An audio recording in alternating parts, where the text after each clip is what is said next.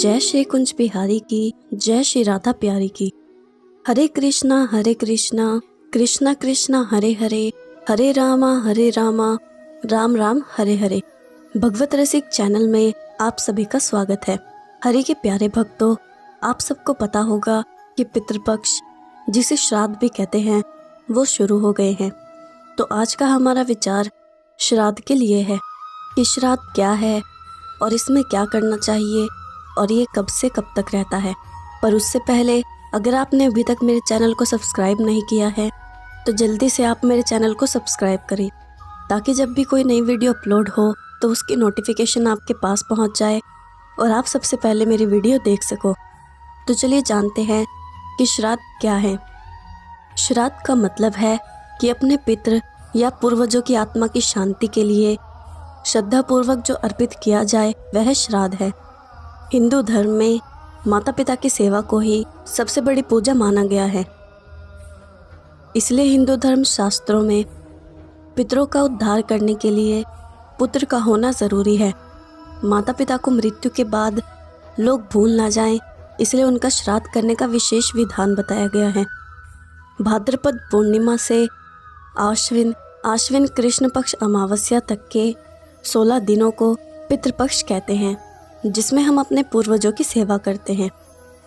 आश्विन कृष्ण प्रतिपदा से लेकर अमावस तक ब्रह्मांड की ऊर्जा तथा उस ऊर्जा के साथ हमारे पूर्वज पृथ्वी पर आते हैं। धार्मिक ग्रंथों में मृत्यु के बाद आत्मा की स्थिति का बड़ा सुंदर और वैज्ञानिक विवेचन भी मिलता है। पुराणों के अनुसार वह सूक्ष्म शरीर जो आत्मा भौतिक शरीर छोड़ने पर धारण करती है वह प्रेत होती है, क्योंकि आत्मा जो सूक्ष्म शरीर धारण करती है तब भी उसके अंदर मोह माया, भूख और प्यास का अतिरेक होता है। पुत्र या उसके नाम से उसका परिवार जो जौ तथा चावल का पिंड देता है, उसमें से अंश लेकर वह प्राण का कर्ज चुका देता है। 15 दिन अपना अपना भाग लेकर शुक्ल पक्ष की प्रतिपदा से पितृ उसी ब्रह्मांड की ऊर्जा के साथ वापस चले जाते हैं, इसलिए इसको पितृपक्ष कहते हैं। पुराणों में कई कथाएं इस बात को लेकर हैं, जिसमें कर्ण के पूर्ण जन्म की कथा काफ़ी प्रचलित है। और हिंदू धर्म में सर्वमान्य श्री रामचरित्र में भी श्री राम के द्वारा श्री दशरथ और जटायु को गोदावरी नदी पर जलांजलि देने का उल्लेख है। और भरत जी के द्वारा दशरथ हेतु दशगात्र विधान का उल्लेख भरत कीनी दशगात्र विधाना तुलसी रामायण में हुआ है। हिंदू धर्म ग्रंथों के अनुसार मनुष्य पर 3 प्रकार के कर्ज प्रमुख माने गए हैं। पहला पितृ का कर्ज, दूसरा देव कर्ज और तीसरा ऋषि कर्ज। इनमें पितृ कर्ज सबसे पहले आता है। पितृ कर्ज में पिता के अतिरिक्त माता तथा वे सब बुजुर्ग भी होते हैं, जिन्होंने हमें अपना जीवन धारण करने तथा उसका विकास करने में सहयोग दिया।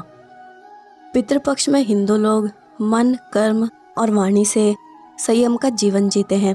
पितरों को स्मरण करके जल चढ़ाते हैं, निर्धनों एवं ब्राह्मणों को दान देते हैं। पितृपक्ष में प्रत्येक परिवार में मृत माता पिता का श्राद्ध किया जाता है। वैसे तो इसका भी शास्त्रीय समय निश्चित है। हमारे हिंदू धर्म दर्शन के अनुसार जिस प्रकार जिसका जन्म हुआ है उसकी मृत्यु भी निश्चित है, उसी प्रकार जिसकी मृत्यु हुई है उसका जन्म भी निश्चित है। ऐसे कुछ खास ही होते हैं जिन्हें मोक्ष की प्राप्ति हो जाती है। पितृपक्ष में 3 पीढ़ियों तक पिता पक्ष के तथा 3 पीढ़ियों तक माता पक्ष के पूर्वजों के लिए तर्पण किया जाता है। इन्हीं को पितृ कहते हैं। दिव्य पितृ तर्पण, देव तर्पण, ऋषि तर्पण और दिव्य मनुष्य तर्पण के पश्चात ही स्व पितृ तर्पण किया जाता है। भाद्रपद पूर्णिमा से आश्विन कृष्ण पक्ष अमावस्या तक के 16 दिनों को पितृपक्ष कहते हैं। जिस तिथि को माता पिता का देहांत होता है उसी तिथि को पितृपक्ष में उनका श्राद्ध किया जाता है। शास्त्रों के अनुसार पितृपक्ष में अपने पितरों के निमित्त जो अपनी शक्ति सामर्थ्य के अनुरूप शास्त्र विधि से श्रद्धापूर्वक श्राद्ध करता है उसके सकल मनोरथ सिद्ध होते हैं और घर परिवार, व्यवसाय तथा आजीविका में हमेशा उन्नति होती है। पितृदोष के अनेक कारण होते हैं। परिवार में किसी की अकाल मृत्यु होने से, अपने माता पिता और सामान्य जनों का अपमान करने से, मरने के बाद माता पिता का उचित ढंग से क्रियाक्रम और श्रद्धा नहीं करने से, उनके निमित्त वार्षिक श्राद्ध आदि ना करने से पितरों को दोष लगता है। इसके फलस्वरूप परिवार में अशांति, वंश वृद्धि में रुकावट, बीमारी से घिरे रहना, धन में बरकत ना होना, सारी सुख सुविधाएं होते भी मन असंतुष्ट रहना आदि पितृ दोष होते हैं। यदि परिवार के किसी सदस्य की अकाल मृत्यु हुई हो तो पितृदोष के निवारण के लिए शास्त्रीय विधि के अनुसार उसकी आत्मा की शांति के लिए किसी पवित्र तीर्थ स्थान पर श्राद्ध करवाना चाहिए। अपने माता पिता तथा अन्य पूर्वजों का अपमान ना करें। हर साल पितृपक्ष में अपने पूर्वजों का श्राद्ध तर्पण अवश्य करें। यदि इन सभी क्रियाओं को करने के पश्चात पितृदोष से मुक्ति ना हो तो ऐसी स्थिति में किसी विद्वान ब्राह्मण से श्रीमद् भागवत पुराण की कथा करवाएं, क्योंकि श्रीमद् भागवत पुराण की कथा अपने पितरों की आत्म शांति के लिए करवा सकते हैं और इससे विशेष पुण्य फल की प्राप्ति होती है। मत्स्य पुराण में भी 3 प्रकार के श्राद्ध प्रमुख बताए गए हैं, जिन्हें नित्य, नैमित्तिक एवं काम्य श्राद्ध कहते हैं। यम स्मृति में 5 प्रकार के श्राद्धों का वर्णन मिलता है, जिन्हें नित्य, नैमित्तिक, काम्य, वृद्धि और पार्वण के नाम के श्राद्ध हैं। कहा जाता है कि पितृपक्ष में यमराज पितरों को अपने परिजनों से मिलने के लिए मुक्त कर देते हैं और 15 दिनों तक पितर धरती पर रहते हैं। पितृपक्ष में पूर्वजों की आत्मा की शांति के लिए पिंडदान, तर्पण और श्राद्ध किए जाते हैं। इससे पितृदोष से मुक्ति मिलती है। पितर प्रसन्न होकर आशीर्वाद देते हैं और श्राद्ध करने से उनकी आत्मा को शांति मिलती है। इसलिए सबको पितृ तर्पण अवश्य करवाना चाहिए।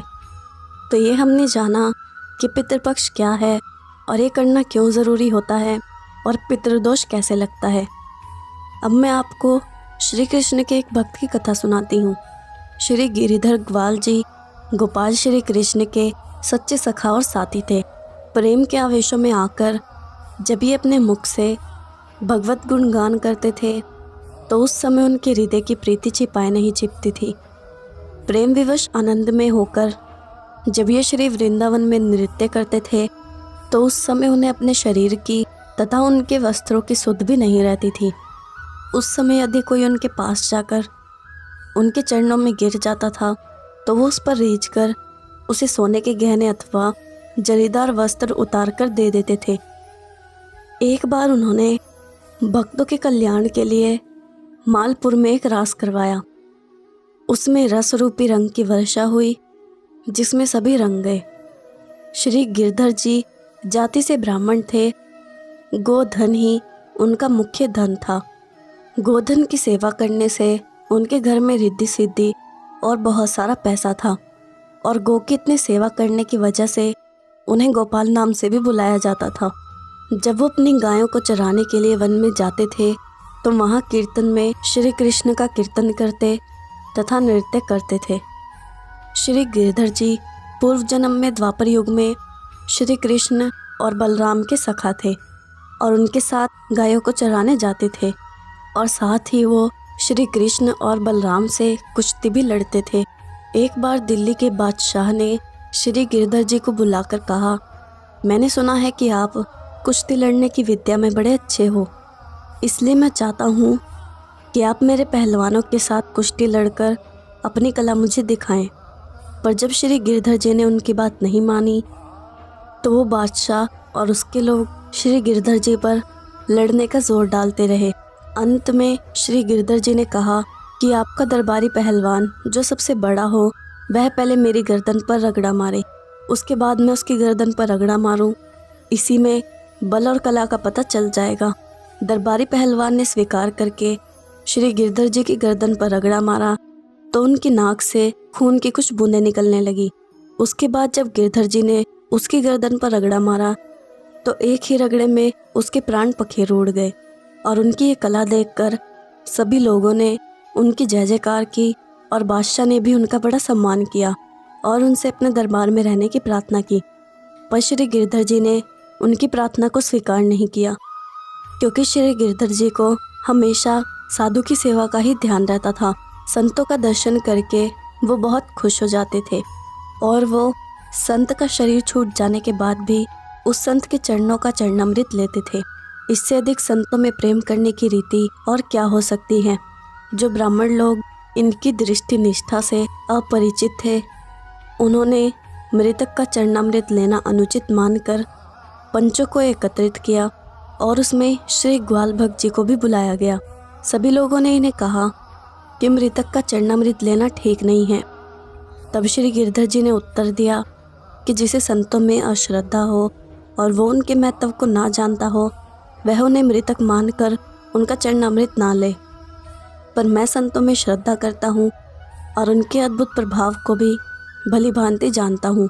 शरीर त्याग कर भगवत धाम जाने वाले संतों को मैं मृतक नहीं मानता हूँ, इसलिए मैं उनका चरणामृत लेता हूँ। जिसे मृतक बुद्धि हो, आप लोग उसे मना कीजिए। यह सुनकर सबने गिरधर जी का जाति पाति से बहिष्कार कर दिया। पर फिर बाद में उनके चमत्कारों को देखकर सभी उनके सामने झुक गए और उन सबको उनकी दृढ़ निष्ठा अच्छी लगी और सब लोग उनकी प्रशंसा करने लगे। ये थी श्री कृष्ण के भक्त श्री गिरधर ग्वाल जी की कथा। अब मैं आपसे विदा लेती हूँ। अगर आपको ये वीडियो अच्छी लगी हो तो इस वीडियो को लाइक और शेयर ज़रूर करना और कमेंट्स में मुझे बताना कि आप सबको ये वीडियो कैसे लगी। जय श्री कुंज बिहारी की, जय श्री राधा प्यारी की। हरे कृष्णा कृष्णा कृष्णा हरे हरे, हरे रामा राम राम हरे हरे।